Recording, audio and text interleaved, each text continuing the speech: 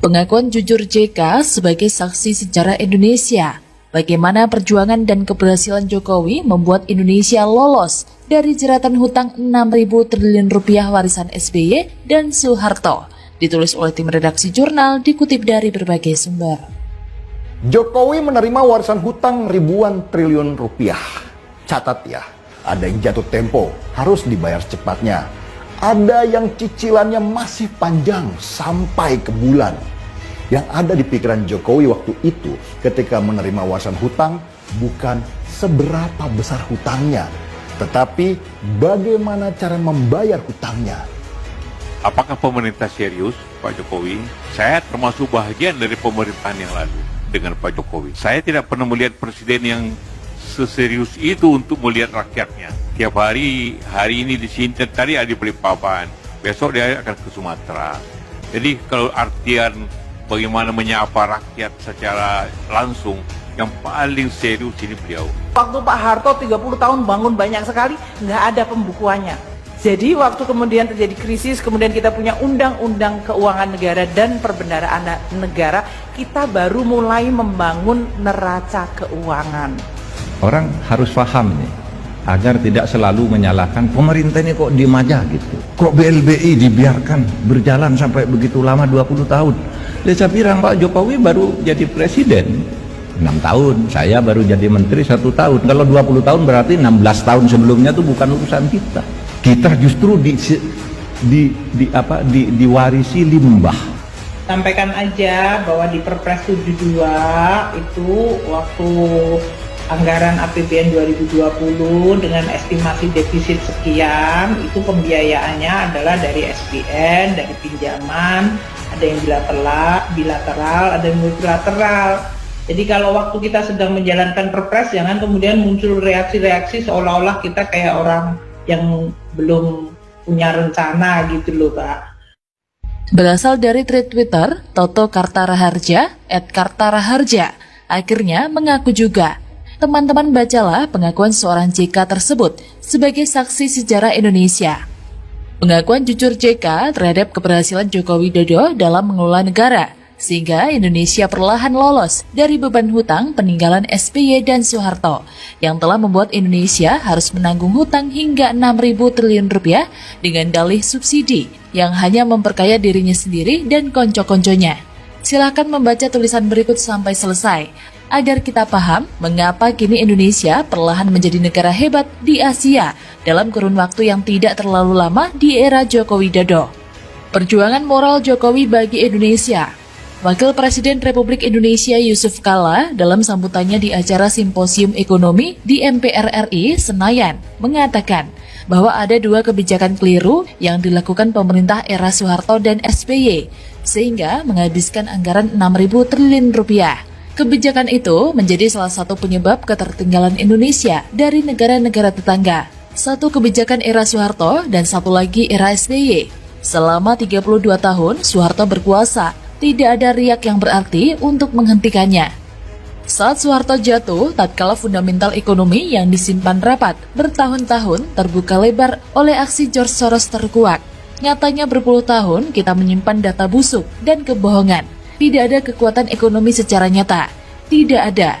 Soeharto tidak punya rencana hebat untuk membuat Indonesia hebat dalam sektor ekonomi, kecuali hanya menggali lubang sedalam-dalamnya melalui hutang tanpa rencana real untuk mengubah Indonesia menjadi lebih baik. Dari jumlah hutang yang digali Soeharto, hanya 30% yang digunakan untuk membangun Indonesia. Selebihnya habis dikorup oleh mereka yang menumpangnya menjadi penguasa selama 32 tahun.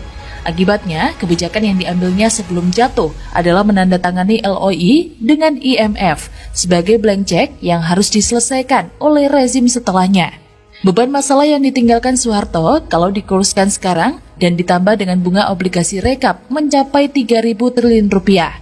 Era Habibie, Gus Dur, dan Megawati merupakan era tersulit bagi kita untuk berdamai dengan kenyataan. Indonesia dinyatakan sebagai negara insolvent. Secara financial resource tertutup, pemasukan lebih kecil daripada pengeluaran, kehidupan politik tidak jelas. 6 tahun proses transisi dari legislasi era Soeharto ke era reformasi, seakan waktu terpanjang dalam sejarah. Selama itu tidak ada pembangunan real negara stuck. Namun akhirnya Indonesia bisa keluar dari proses transisi itu dengan terpilihnya SBY sebagai presiden secara demokrasi langsung. Harapan dipanggut dan masa depan disongsong dengan ceria. Tapi apa yang terjadi? Selama 10 tahun SBY berkuasa untuk mempertahankan kekuasaannya, dia membakar uang sebesar 3.000 triliun rupiah untuk subsidi. Periode tahun 2004 hingga 2014, subsidi energi rata-rata memiliki porsi sebesar 21% dari APBN dan mengalami porsi terbesar pada tahun 2008 yang mencapai 28%. Di dalam subsidi energi, alokasi subsidi BBM adalah yang terbesar dengan mencaplok 80% dari seluruh subsidi energi dan menciptakan mega skandal dengan korupsi tak terbilang jumlahnya. Andaikan uang sebanyak itu SBY gunakan untuk membangun jalan tol, maka kita sudah punya jalan tol Trans Sumatera dan Trans Jawa, dan juga kereta cepat Jakarta-Surabaya, dan puluhan kawasan industri berskala internasional, puluhan bendung dan irigasi untuk ketahanan pangan, bahkan setiap kota besar sudah punya MRT. SBY hanya bekerja membuat rencana dan membuang uang untuk ongkos politik, agar kekuasaannya stabil selama 2 periode. Era Soeharto, kita abaikan, karena salah memilih pemimpin dan takdir kita berhasil mengubah tatanan politik yang diktator menjadi demokrasi. Tetapi setelah demokrasi, kita justru melahirkan gerombolan maling yang menjarah lebih dahsyat dari 32 tahun Soeharto berkuasa. Selama itu tidak ada gerakan agama yang hebat yang hendak menggulingkan Soeharto atau SBY. Tidak ada demo berjilid-jilid yang hendak menjatuhkannya. Mengapa? Karena para tokoh agama maupun politik mendapat berkah uang dan konsensi bisnis dari politik lendir tebar uang oleh penguasa. Era Jokowi, seorang yang bukan elit politik di tubuh partai, bukan jenderal berkaliber nasional, bukan konglomerat kaya dari bisnis rente, bukan pula tokoh budayawan atau agama yang selebritis. Dia muncul ke panggung politik karena kehendak Tuhan. Tidak ada satupun kekuatan yang menghentikannya. Ketika si tukang kayu krempeng itu masuk ke istana negara, itulah takdir Indonesia dan Tuhan berbuat sesukanya. Ketika Jokowi berkuasa, subsidi yang memanjakan rakyat dihentikan. Anggaran reformasi secara fundamental dari berorientasi konsumsi ke produksi. Efisiensi anggaran dilakukan dengan sangat ketat. Walaupun diawali dengan fundamental ekonomi yang retak karena current account deficit, Jokowi tetap melaju dengan agenda besarnya, menciptakan kemandirian bukan hanya lewat restruktur APBN dan hutang, tetapi juga revolusi mental dengan menghapus semua bisnis rente yang melahirkan mafia di semua lini. Negeri para gangster diubahnya menjadi negeri para pekerja keras. Status quo diobraknya, menghentakkan tatanan politik yang terbiasa hidup manja, menipu rakyat. Hasilnya apa sobat? Hanya 2 tahun berkuasa, semua ranting internasional berkaitan dengan indeks korupsi, pembangunan, dan ekonomi membaik. Indonesia termasuk negara peringkat 3 terbaik ekonomi di antara anggota G20. Saya membayangkan setiap langkah Jokowi tidaklah mudah dan penuh resiko, karena semua elit politik yang kini ada adalah bagian dari kekuasaan Orde Baru yang pernah merampok Indonesia meninggalkan beban kerugian sebesar 3.000 triliun rupiah, dan juga bagian dari kekuasaan era SBY yang membakar uang negara sebesar 3.000 triliun rupiah demi melenggangkan kekuasaannya. Semua karena ingin agar si tukang kayu ini dihentikan, karena Jokowi bukan hanya menghancurkan kekuasaan mereka sebagai ladang bisnis mendatangkan harta mereka, tapi juga menjadikan rakyat cerdas berpolitik dan mempermalukan elit politik, di mana banyaknya elit politik terancam masuk bui karena aksi OTT KPK. Pesta usai. Dulu, Ahok dijadikan pintu gerbang untuk menjatuhkan Jokowi dengan alasan menistakan agama. Dan dari keadaan ini, Jokowi berhasil keluar dengan selamat.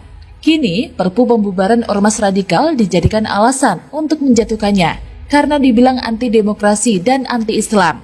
Padahal tidak ada dalam Perpu itu yang menyebut Islam atau ormas tertentu. Namun, oleh para gangster mafia, diciptakan semua kegaduhan ini, agar pesta kekuasaan kembali marak. Karena itu, emosi agama kembali dibenturkan. Andaikan Perpu itu ditolak DPR, maka ketahuilah kita bahwa agenda menjatuhkan Jokowi memang datang dari segala penjuru mata angin. Apakah Jokowi jatuh? Tuhanlah yang berhak menentukan siapa yang pantas berkuasa, dan setiap orang yang berkuasa adalah cobaan bagi rakyat.